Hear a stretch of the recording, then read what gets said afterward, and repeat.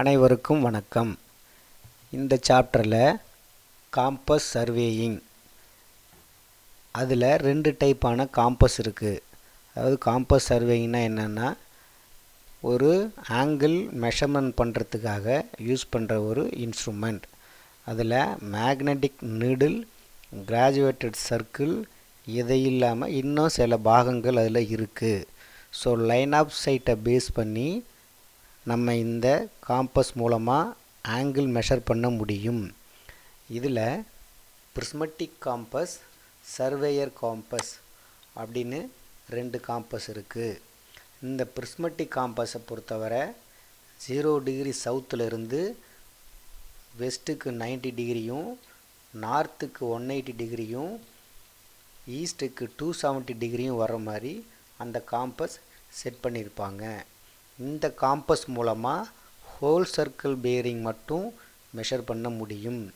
அதே நேரம் surveyor காம்பஸில் north south ரெண்டும் 0, வெஸ்ட்டு ஈஸ்ட் ரெண்டும் 90 டிகிரியாக இருக்கும்.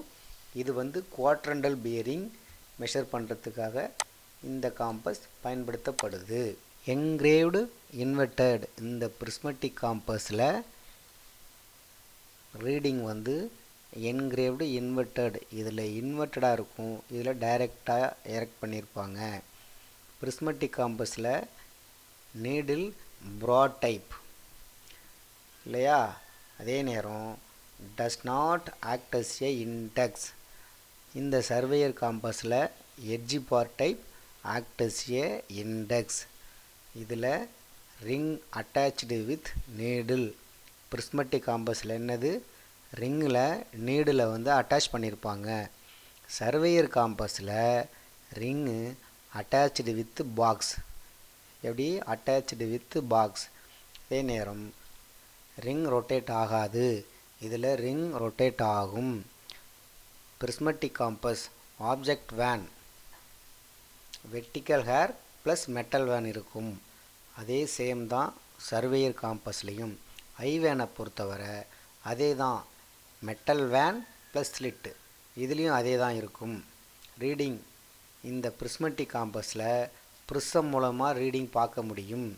இந்த சர்வேயர் காம்பஸில் டைரெக்டாக பார்க்கலாம், ப்ரிஸம் கிடையாது. அந்த கிளாஸ் இருக்கும், அது மூலமாக மேல் வழியாக பார்க்க முடியும்.